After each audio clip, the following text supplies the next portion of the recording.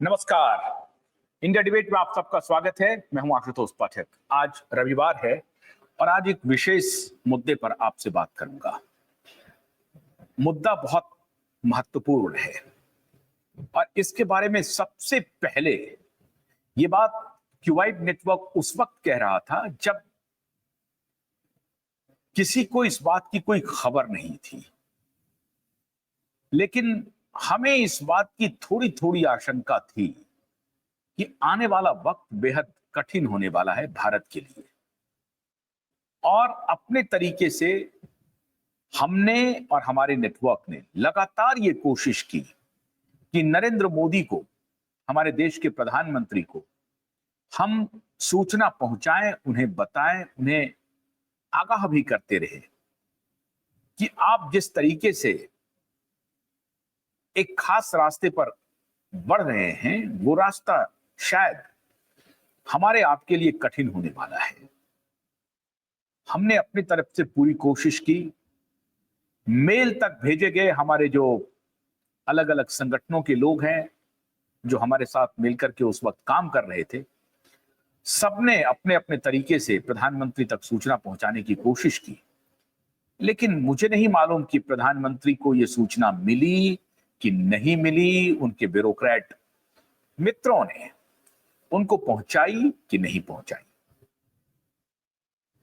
लेकिन आज मैं जिस तरफ आपको ले जा रहा हूं मित्रों, वो आप पूरी तरह से स्पष्ट हो जाएगा असल कहानी क्या है। आप कल्पना कीजिए एक ऐसे मित्र के लिए जो उनकी धरती पर जाकर के अपने सारे वैदेशिक प्रोटोकॉल को तोड़ करके, विदेश नीति का एक अघोषित प्रोटोकॉल होता है, उस अघोषित प्रोटोकॉल को तोड़ करके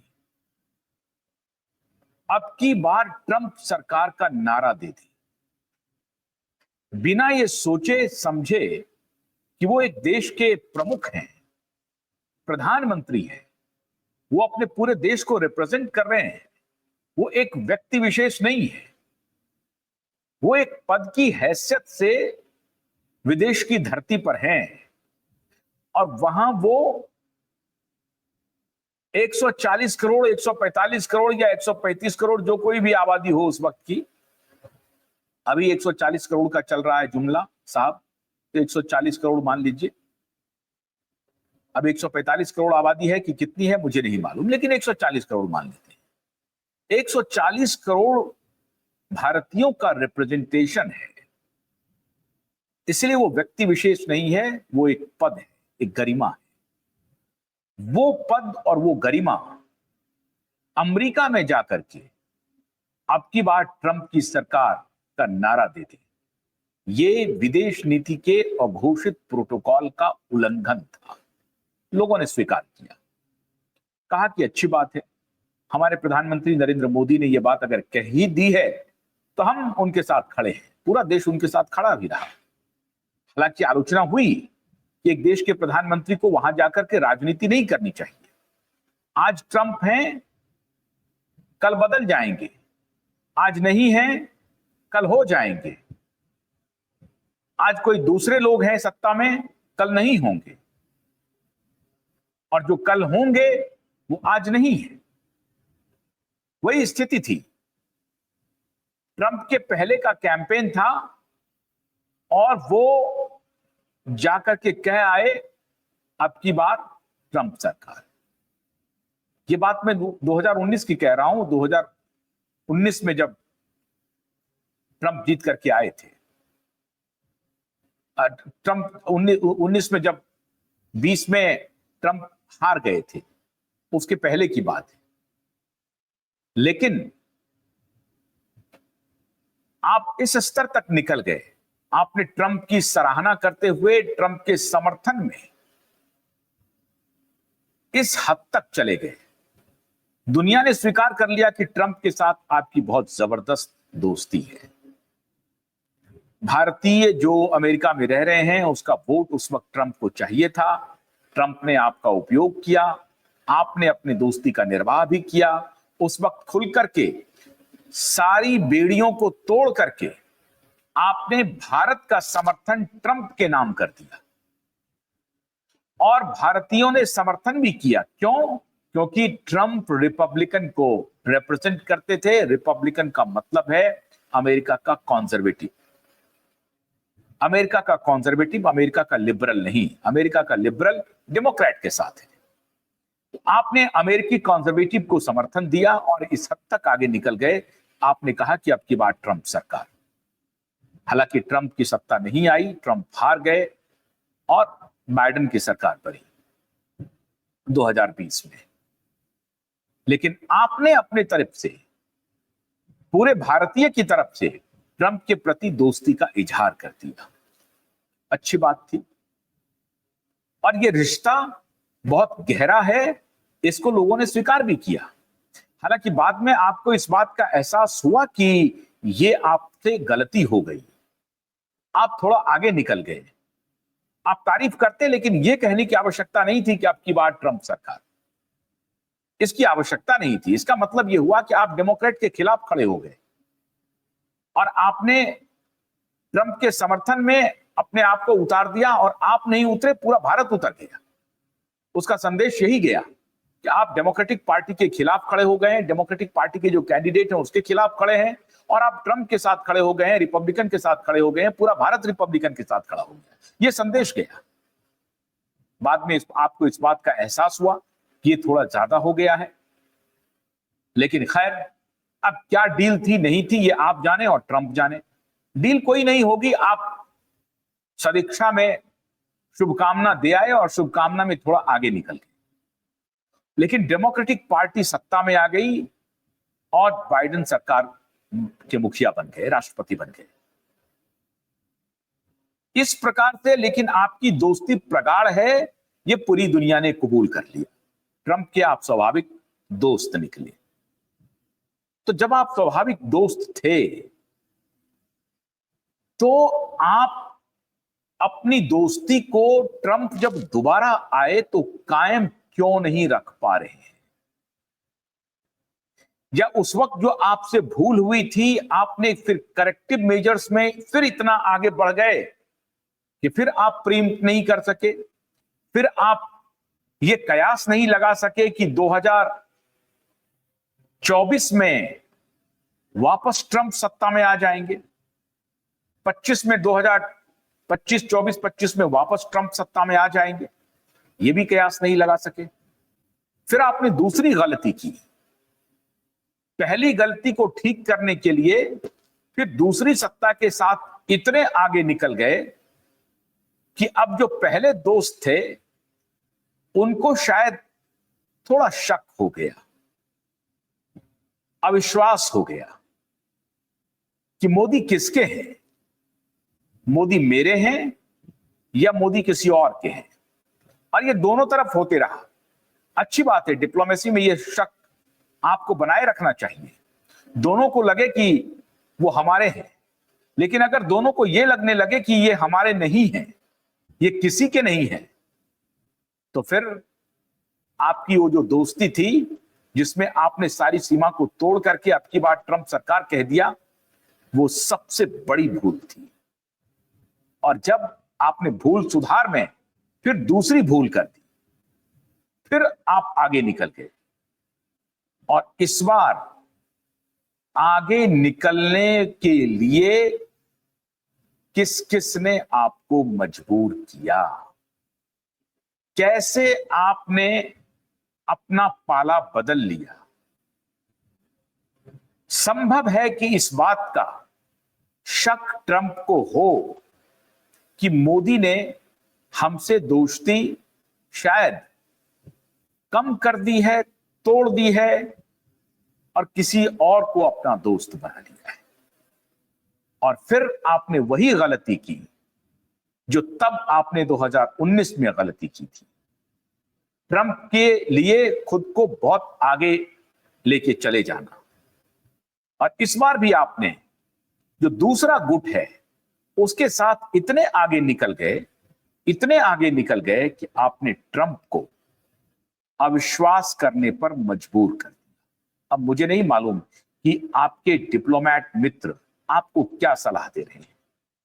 किसी भी टेलीविजन चैनल में और किसी भी मीडिया में आप इस तरह का विश्लेषण देख नहीं सकते हैं, सुन नहीं सकते हैं, पढ़ नहीं सकते हैं, जो मैं आपके सामने रख रहा हूं और बहुत जिम्मेदारी के साथ रख रहा हूं। और आपकी इस बात पर मुहर लगेगी, पक्की मुहर लगेगी, क्योंकि मैं अपने दर्शकों को बहुत होशियार समझता हूं, बहुत सजग समझता हूं। वो समझ जाएंगे जो बात मैं कह रहा हूं कि हमारे प्रधानमंत्री से कहां गलती हो गई, कहां भूल हो गई, कहां चूक हो जाती है। और यह गलती प्रधानमंत्री से हो रही है या प्रधानमंत्री से कोई करवा रहा है, बार बार करवा रहा है यह गलती, और उसका नतीजा हमारे देश को भुगतना पड़ रहा है। दोनों ही परिस्थिति में भुगतना पड़ा है। आज मैं दोनों परिस्थिति का जिक्र आपके सामने कर रहा हूं। आपको एक शख्स याद होगा, बड़ा चलन में था और पिछले दिनों तो बहुत जबरदस्त, बल्कि भारत में तो उसने कैंप ही कर लिया है। भारत को उसने सबसे बड़ा बाजार बना लिया है, और वो शख्स है बिल गेट्स। बिल गेट्स के खिलाफ डोनाल्ड ट्रंप और ट्रंप का पूरा एडमिनिस्ट्रेशन हाथ धोकर पड़ा हुआ है। बिल गेट्स को डोनाल्ड ट्रंप और डोनाल्ड ट्रंप का पूरा entire administration, including Elon Musk और ट्रंप के बीच में अब रिश्ता ठीक हो गया। बीच में गड़बड़ हुई थी, लेकिन रिश्ता ठीक हो गया। डोनाल्ड ट्रंप डॉज के प्रमुख रहे, एलन मस्क हेल्थ सेक्रेटरी, जो अमेरिका के पूर्व राष्ट्रपति जॉन एफ कैनेडी के भतीजे हैं, और आरएफ कैनेडी सीनियर के बेटे हैं, आरएफ कैनेडी जूनियर, जिनको बॉबी कैनेडी के नाम से लोग जानते हैं अमेरिका में। बॉबी कैनेडी जो हेल्थ सेक्रेटरी है वहां की। इस चुनाव के पहले तक वो डेमोक्रेटिक पार्टी के तरफ से कैंडिडेट बनने वाले थे। उन्होंने अपना कैंडिडेचर इंडिपेंडेंट लड़ने का मन भी बना लिया था। उन्होंने घोषणा भी कर दी थी कि वो अमेरिकी प्रेसिडेंट का चुनाव लड़ेंगे, इंडिपेंडेंट लड़ेंगे। बॉबी कैनेडी एक परंपरागत रूप से जिनका पूरा परिवार डेमोक्रेटिक पार्टी से संबंध रखता हो, रिश्ता रखता हो, चाचा स्वयं अमेरिका के राष्ट्रपति रहे हो, जिनकी हत्या हो गई, और इनके पिता की भी हत्या हुई, पिता और चाचा दोनों की हत्या हुई। ऐसे बागी परिवार के वो व्यक्ति हैं। तो आरएफ कैनेडी जूनियर वो भी बिल गेट्स के खिलाफ, और उनके प्रशासन में, और चाहे वो जय भट्टाचार्य हो या मेडिकल एडवाइजर हो, और भी गवर्नेंस के जेडी वेंस जो उपराष्ट्रपति हैं, वो सारे के सारे लोग, most of the Republicans Bill Gates के खिलाफ हैं। और बिल गेट्स के साथ साथ एक जो बहुत बड़ी लॉबी है अमेरिका में, लिकर आर्म्स के बाद जो सबसे बड़ी लॉबी है, उसे फार्मा लॉबी कहते हैं। पूरी फार्मा लॉबी के खिलाफ, सारे नहीं, हालांकि फार्मा लॉबी दोनों को एक ही तराजू में तौलता रहता है। रिपब्लिकन को भी उतना ही मदद करता है जितना वो डेमोक्रेट को करता है। जो मदद का मतलब है कि इलेक्टोरल फंडिंग जो होती है, तो डेमोक्रेट को भी उतना ही पैसा मिलता है जितना रिपब्लिकन को मिलता है। लेकिन फार्मा लॉबी, जो बैड फार्मा लॉबी है, बैड फार्मा प्रेमिसेस हैं, उनके खिलाफ ट्रंप का administration, Elon Musk, RF Kennedy, सारे लोग हैं, उपराष्ट्रपति सारे लोग हैं। और उसी फार्मा लॉबी के साथ मिलकर के बिल गेट्स अपना धंधा चला रहा है। अमेरिका में भी और अमेरिका के बाहर सबसे बड़ा अगर लेबोरेटरी है बिल गेट्स के व्यवसाय का, तो वो इंडिया है। अब हालांकि बिल गेट्स की माइक्रोसॉफ्ट कंपनी में बहुत शेयर नहीं है, फिर भी माइक्रोसॉफ्ट की शुरुआत तो इसी शख्स ने की थी। आज माइक्रोसॉफ्ट भारत में हर कदम, हर इंच पर छाया है। भारत का अपना ऑपरेटिंग सिस्टम काम नहीं करता है, लेकिन माइक्रोसॉफ्ट के ऊपर आप डिपेंडेंट हैं। तो भारत को आज से नहीं, बहुत पहले से अपना बाजार बनाया हुआ है बिल गेट्स। लेकिन बिल गेट्स का असली चेहरा पिछले 4-5 वर्षों में सामने आया, जब रिपब्लिक पार्टी के बहुत सारे सेनेटर, बहुत सारे कांग्रेसमैन, सबने बिल गेट्स और उसके गैंग को एक्सपोज किया। बिल गेट्स वहां के एंथनी फॉची, जो उस वक्त एनआईएच के डायरेक्टर थे, नेशनल इंस्टीट्यूट ऑफ हेल्थ, जो आजकल एनआईएच के डायरेक्टर हैं जय भट्टाचार्य, जिसको खुद एंथनी फॉची ने कहा था फ्रिंज साइंटिस्ट, नकली साइंटिस्ट कहा था जय भट्टाचार्य को। और संयोग देखिए कि जिसे एंथनी फॉची ने, बाइडेन की सरकार का जो हेल्थ एडवाइजर था एंथनी फॉची, एनआईएच का डायरेक्टर, वो जिसको फ्रिंज एलिमेंट कहता था, फ्रिंज साइंटिस्ट कहता था, फ्रिंज प्रोफेसर कहता था, वही फ्रिंज साइंटिस्ट आज के दिन में ट्रंप की सरकार में नेशनल इंस्टीट्यूट ऑफ हेल्थ, जो सबसे बड़ा एजेंसी है हेल्थ की, बड़ी एजेंसी है हेल्थ की अमेरिका में, एनआईएच, उसके डायरेक्टर है, जिन्होंने बारिंगटन डिक्लेरेशन साइन किया था। और उन्होंने कहा था कि ये लॉकडाउन जो है वो गलत है, मास्क जो आप पहना रहे हैं वो गलत है। इस सब के बारे में उनका बहुत बड़ा कैंपेन था अमेरिका में, जिसको डोनाल्ड ट्रंप समर्थन करते थे उस वक्त। डोनाल्ड ट्रंप ही वो शख्स थे जिन्होंने पहली बार कहा कि ये जो महामारी आई है 2020 में, ये वुहान लैब का नतीजा है।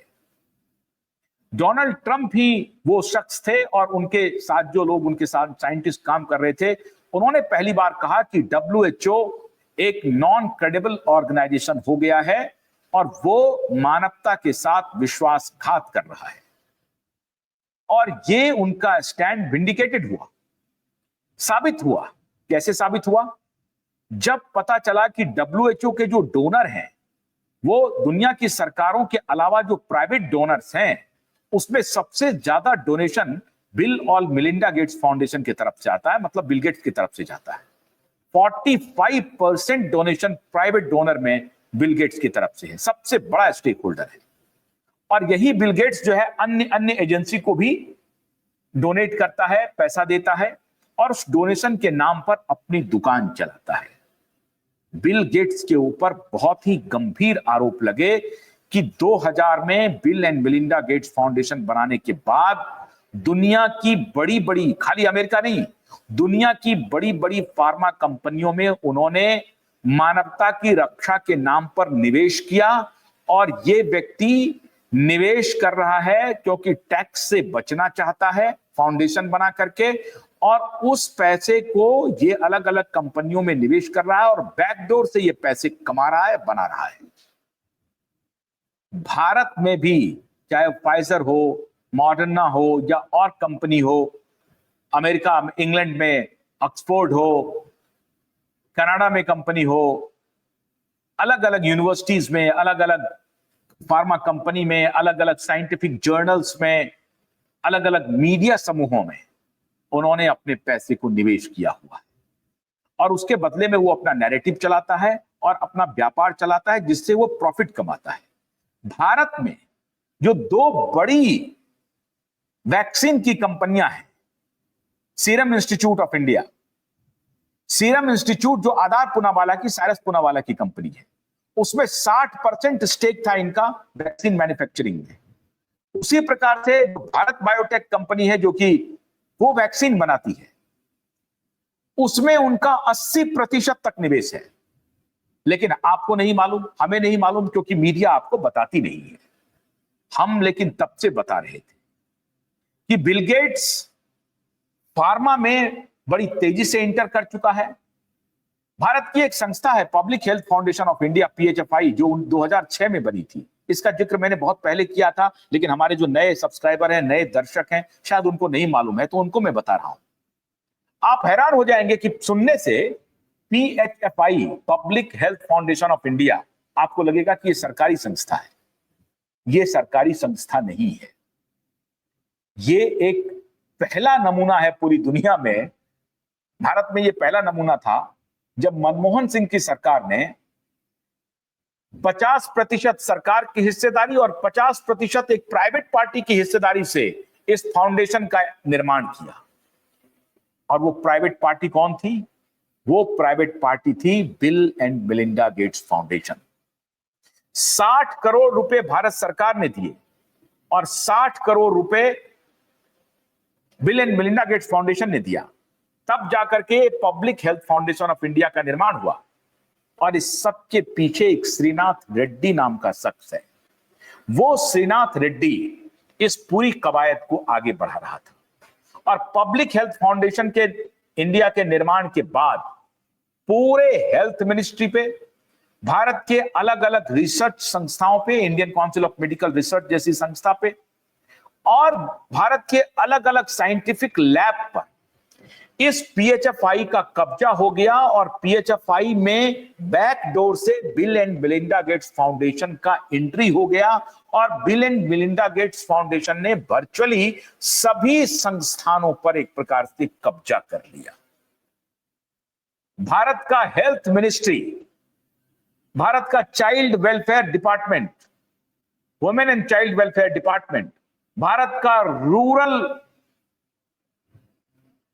Rural ministry, agriculture ministry, education ministry, इस सब में पीएचएफआई के माध्यम से एक्सपर्ट के नाम से वहां पे एक्सपर्ट को घुसाने का, कंसल्टेंट को घुसाने का, और वो कंसल्टेंट अपना कंसल्टेंसी देने का काम किया। और उस कंसल्टेंसी को कंट्रोल पीछे से कर रहा था bill and Melinda Gates foundation. और इसीलिए बिल गेट्स बार बार बिहार में जाकर के, खगड़िया जैसे जिले में जाकर के फोटो खिंचाता था। और यही बिल गेट्स है जिन्होंने 2009 में एक मर्क नाम की कंपनी के साथ मिलकर के एक ट्रायल किया अपनी दवा का, वो वैक्सीन ही था, जिससे कि वहां पे एडवर्स इफेक्ट हुआ आंध्र प्रदेश में और गुजरात में।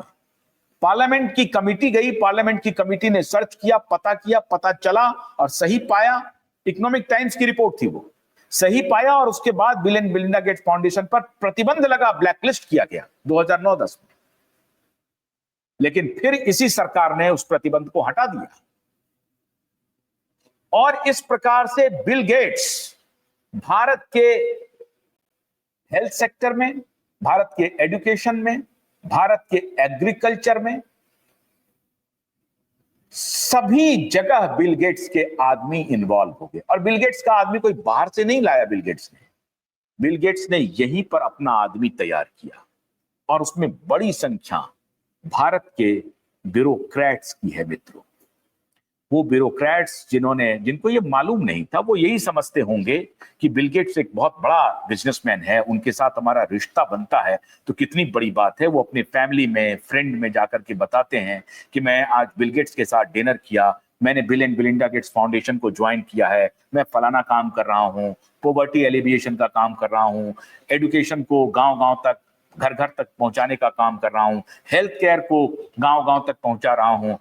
सामने से इंटेंशन बहुत अच्छा दिखता है और हमारे किसी ब्यूरोक्रेट मित्र को असली खेल उनके पीछे का पता ही नहीं होता है। अब मुझे बड़े दुख के साथ कहना पड़ता है कि उनके पास ये वक्त भी नहीं होता है।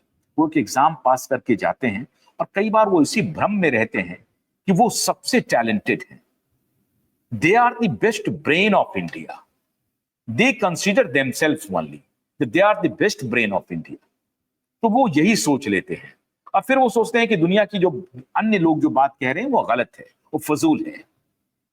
और यही लोग, इन्हीं लोगों को पाला बिल गेट्स ने। और बिल गेट्स अब भारत के तकरीबन हर इंस्टीट्यूशन को अपने कब्जे में किया हुआ है। सबसे बड़ी बात तो यह है कि भारत के फाइनेंशियल इंस्टीट्यूशन को भी बिल गेट्स ने कंट्रोल किया हुआ है। वरना दुनिया में कौन सा फेडरल बैंक होगा? हमारे यहां का फेडरल बैंक है रिजर्व बैंक। रिजर्व बैंक के चेयरमैन से बिना किसी अपॉइंटमेंट के बिल गेट्स जाकर के मिल सकते हैं। ये कुवत रखते हैं बिल गेट्स भारत में। बिल गेट्स इतने करीब आ गए हमारे मोदी एडमिनिस्ट्रेशन में, इतने करीब आ गए कि हमारे मोदी जी ने लास्ट चुनाव में उनको इंटरव्यू दिया, अपने प्रधानमंत्री आवास में आमंत्रित किया। इस इंटरव्यू के पहले एलन मस्क का भारत का दौरा निश्चित हुआ था अप्रैल 2024 में, ठीक चुनाव के पहले। लेकिन जब एलन मस्क को यह बात की जानकारी हुई कि बिल गेट्स और उसके पाले हुए लोग भारत को नियंत्रित कर रहे हैं, एलन मस्क ने भारत आने का प्लान ड्रॉप कर दिया। एलन मस्क और बिल गेट्स के बीच में 36 का रिश्ता है मित्रों, 36 का। और एलन मस्क बिल गेट्स के साथ साथ एंथनी फॉची के साथ 36 का रिश्ता है। एलन मस्क का इनके जितने गैंगस्टर हैं, सोरोस, ओपन सोसाइटी वाले, सोरोस एक बड़ा बिजनेसमैन है, आप जानते हैं। सोरोस के साथ एलन मस्क का 36 का रिश्ता है। सोरोस के साथ हमारे भारत का भी 36 का रिश्ता है, लेकिन ये कन्वीनियंटली है। अब क्या है वो मैं बता रहा हूं अभी। सोरोस और बिल गेट्स दोनों दोस्त हैं, और सोरोस और बिल गेट्स के साथ एलन मस्क का 36 का संबंध है। एलन मस्क का 36 का संबंध होने का मतलब है डोनाल्ड ट्रंप का 36 का संबंध है। और एलन मस्क की तो भारत के लोग आलोचना करते हैं, भारतीय जनता पार्टी वाले भी आलोचना करते हैं, मोदी जी की पूरी टीम आलोचना करती है। बिल गेट्स की आलोचना नहीं करती है। क्यों नहीं करती है? आप बिल गेट्स के साथ इतना दोस्ताना व्यवहार करने लगे कि आप उनको उठा करके प्रधानमंत्री आवास लेके चले आए, और यह संदेश एलन मस्क तक पहुंच गया, यह संदेश डोनाल्ड ट्रंप तक पहुंच गया कि मोदी क्या खेल रहे हैं, मोदी क्यों ऐसा कर रहे हैं। बिल गेट्स, जॉर्ज सोरोस और डेमोक्रेटिक पार्टी के सर्वे सर्वा बाइडेन, कमला हैरिस, इनके संबंध किसी से छिपे नहीं है। Bill Gates, George Soros, Obama, Clinton, Biden, Kamala Harris, इनके साथ बहुत गहरे रिश्ते हैं। ये सभी कंसोर्टियम के हिस्सा हैं। और दूसरी तरफ एलन मस्क भी पहले डेमोक्रेट थे या न्यूट्रल थे, लेकिन इस चुनाव में इस महामारी के पाप ने, इस महामारी के व्यभिचार ने, इस महामारी के अपराध ने एलन मस्क को मजबूर कर दिया डेमोक्रेट का दामन छोड़ने के लिए। और एलन मस्क ने सारे डेमोक्रेट, चाहे उसमें सब लोग शामिल थे, ओबामा भी शामिल थे, बिल क्लिंटन भी शामिल थे, बाइडेन तो शामिल थे ही, कमला हैरिस, जो बाद में बाइडेन की स्थिति खराब हुई तो कमला हैरिस को उम्मीदवार बना दिया, वो भी शामिल थे। और ये सबके पीछे बिल गेट्स और जॉर्ज सोरोस था लगा हुआ। George Soros, Bill Gates America में डेमोक्रेट को मदद कर रहा था, लेकिन बिल गेट्स एक बहुत चालू इंसान है, तो थोड़ा सा अपना खिड़की खोल के रखा था रिपब्लिकन के लिए भी। तो डोनाल्ड ट्रंप सामने से बिल गेट्स की तो आलोचना नहीं करता है, लेकिन पीछे से सारा खेल एलन मस्क के सहारे चला रहा है, और रॉबर्ट एफ कैनेडी के माध्यम से चला रहा है, जय भट्टाचार्य के माध्यम से चला रहा है। जय भट्टाचार्य, जिसको मैंने आपको बताया कि एनआईएच के डायरेक्टर हैं और अभी सारा हेल्थ का कॉल ले रहे हैं। जय भट्टाचार्य, आरएफ कैनेडी, ये दोनों फूटी आंख नहीं सुहाते हैं बिल गेट्स को, और बिल गेट्स की तरफ देखना भी नहीं चाहते हैं, थूकते हैं। बिल गेट्स के अपराध के बारे में एंथनी फॉची और बिल गेट्स के अपराध के बारे में आरएफ कैनेडी ने बहुत लंबी चौड़ी किताब लिखी है। और उस बिल, जो आरएफ कैनेडी अभी आंख कान नाक बने हुए हैं डोनाल्ड ट्रंप का, वो आरएफ कैनेडी किताब लिख रहे हैं इस बिल गेट्स के ऊपर, बिल गेट्स, फार्मा और एंथनी फॉची के कोलैबोरेशन के ऊपर किताब लिख रहे हैं कि कैसे पूरी दुनिया में जो वैक्सीन लॉबी है, जो फार्मा लॉबी है, अपने बाजार को बढ़ाने के लिए, महामारी के लिए क्या क्या कर रहे हैं, इसकी किताब लिख रहे हैं, इसका पूरा सबूत दे रहे हैं आरएफ कैनेडी। लेकिन हमारे प्रधानमंत्री अनजान है आरएफ कैनेडी से, उनको पता ही नहीं चल रहा है कि अमेरिका में क्या हो रहा है। तो क्यों नहीं पता चल रहा है? किसने पता नहीं चलने दिया? जो लोग अपने आप को best of the best brain कह रहे हैं, डिप्लोमैट्स हैं, बड़े बड़े डिप्लोमैट्स हैं, उनको यह बात समझ में नहीं आ रही है कि आरएफ कैनेडी, जो जान का दुश्मन बना हुआ है बिल गेट्स के साथ, जो ट्रंप को एडवाइस कर रहा है, ट्रंप अपना ऑफिस संभालते हैं और जो पहला एग्जीक्यूटिव ऑर्डर देते हैं, वो एग्जीक्यूटिव ऑर्डर होता है WHO से बाहर आने का। पहला दूसरा मतलब उस दिन जितने एग्जीक्यूटिव ऑर्डर्स हुए हैं, पहले ही दिन, पहला हो या दूसरा हो, लेकिन पहले ही दिन जिस दिन ऑफिस रिज्यूम करते हैं डोनाल्ड ट्रंप, उसी दिन डब्ल्यूएचओ से बाहर आने का मसौदा साइन करते हैं। हमारे प्रधानमंत्री अनजान है, हमारा विदेश मंत्रालय अनजान है, हमारी खुफिया विभाग अनजान है। ऐसा क्यों हो रहा है? पूरी तरह से अनजान। बिल गेट्स के बारे में वहां इंक्वायरी चल रही है। एंथनी फॉची को आखिरी दिन बाइडेन ने, जिस दिन बाइडेन को जाना था, आखिरी दिन का उनका ऑफिस था, उन्होंने पार्डन पे साइन किया है, क्योंकि उनको मालूम था कि एंथनी फॉची के खिलाफ क्रिमिनल प्रोसीडिंग्स शुरू होगी और उसे फांसी के फंदे पर चढ़ाया जा सकता है एक मास होमिसाइड के लिए। मास हत्या के आरोप में, महामारी में हत्या के आरोप में एंथनी फॉची के खिलाफ क्रिमिनल प्रोसीडिंग्स चल सकती है।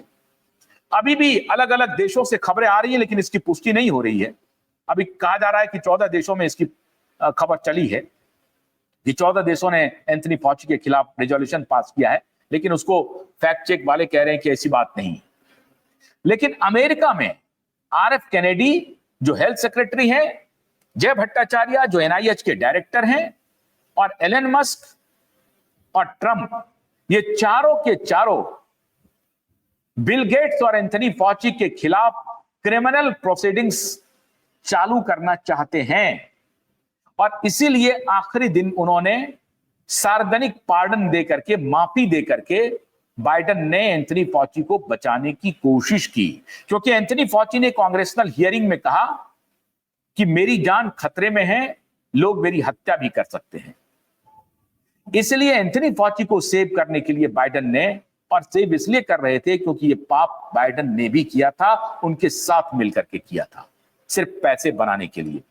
बिलियंस ऑफ डॉलर अमेरिकी ट्रेजरी से निकले इस महामारी के दौरान, और भारत में भी वही हुआ। मिलियंस ऑफ रुपीज भारत के ट्रेजरी से इन माफियाओं ने निकलवा लिया, ये फार्मा माफियाओं ने। अब मोदी की ये दूसरी गलती हो गई, बड़ी गलती। एक पहली गलती कि वो बहुत एडवांस हो गए थे ट्रंप के साथ, जब कहा कि बात ट्रंप की सरकार, और दूसरी गलती हो गई, हम लोगों की सूचना लगातार देने के बावजूद भी प्रधानमंत्री कार्यालय इनएक्टिव रहा। प्रधानमंत्री कार्यालय जियोपॉलिटिक्स की इस बारीकी को बिल्कुल नजरअंदाज कर दिया कि अमेरिका में कौन किसके खिलाफ है और किससे हमारी दोस्ती बढ़ रही है आगे। इस दिशा में पीएमओ ने ध्यान ही नहीं दिया, एक बार भी नहीं। पीएमओ का कोई मैसेज ही नहीं गया इस तरह। लेकिन हम लोग पीएमओ को आगाह करते रहे कि बिल गेट्स से पीछा छुड़ाइए, बिल गेट्स आपके लिए घातक होगा, बिल गेट्स के खिलाफ अमेरिका में भयंकर जनाक्रोश है, और वर्तमान जो सत्ता आई है वो बिल गेट्स के खिलाफ सत्तू पी करके खड़ा है, पानी पी पी करके उसे जेल भेजने की तैयारी कर रहा है। तो बिल गेट्स के जितने सूत्र थे सबको अमेरिकी प्रशासन ने काटना शुरू किया, और बिल गेट्स चूंकि डब्ल्यूएचओ को डोनेट कर रहा था, इसलिए डब्ल्यूएचओ से सबसे पहले अमेरिका बाहर चले गया। भारत अभी तक बाहर नहीं गया, और आज भी भारत साइन। अच्छा, अब क्या स्थिति हुई है? बिल गेट्स के करीब आने से इन चार लोगों ने, जो भारत को सबसे बड़ा बाजार बना रहे थे, वो मोदी से धीरे धीरे दूर होने लगे, और ये चारों लोग मोदी से दूर हो गए। ट्रंप भी बिल गेट्स की ही निशानी है, और इस बार आने के बाद हालांकि ट्रंप कुछ और गलतियां कर रहे हैं, वो अलग विषय, वो अलग, जियोपॉलिटिक्स में उनकी क्या भूमिका है उस पर अलग से बात करेंगे। आप ट्रंप पर बहुत ट्रस्ट नहीं कर सकते हैं, लेकिन आप तो ट्रस्ट किए थे, हम नहीं कर रहे हैं। आपने किया था, तभी तो कहा कि अब की बार ट्रंप सरकार। तो ये गलती किसकी है? आपकी है या भारत की है, हमारे देश की है? तो ये मैं प्रधानमंत्री को कहना चाहता, मैं कोई प्रधानमंत्री की आलोचना नहीं कर रहा हूं, लेकिन मैं ये कह रहा हूं कि ये जो आपसे गलती हो गई, ये हुई क्यों, कैसे हो गई? आपके सलाहकार ठीक नहीं है, आपको ठीक सलाह नहीं दे रहे हैं। कहां क्या घटना हो रही है, उस घटना की बारीक एनालिसिस आपके पास नहीं आ रही है। एक दिन मैं सान्याल साहब का सुन रहा था, उन्होंने कहा कि बिल गेट्स का फाउंडेशन, अरे वो गुडी गुडी बात कर रहे हो भाई, बिल गेट्स के बारे में कोई तहकीकात कर लीजिए आप, सारी तहकीकात हो जाएगी। वर्ल्ड इकोनॉमिक फोरम के साथ क्या क्या चल रहा है खेल, आपके बिजनेसमैन के, आपके ब्यूरोक्रेट को किस तरह से बिल गेट्स ने फंसाया है, अब ये भी जानकारी नहीं कर।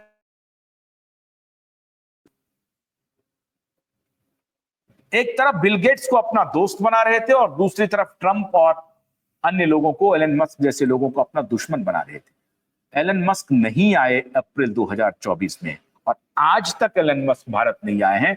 अब क्योंकि वो एक बिजनेसमैन है, अब सत्ता बदल गई है, तो वो धीरे धीरे कॉर्नर करना चाहते हैं बिल गेट्स को। लेकिन बिल गेट्स आज भी एक्टिव है, बिल गेट्स भारत में आज भी एक्टिव है, और जब तक बिल गेट्स भारत में एक्टिव रहेगा, ट्रंप के साथ मोदी के रिश्ते अच्छे नहीं होंगे।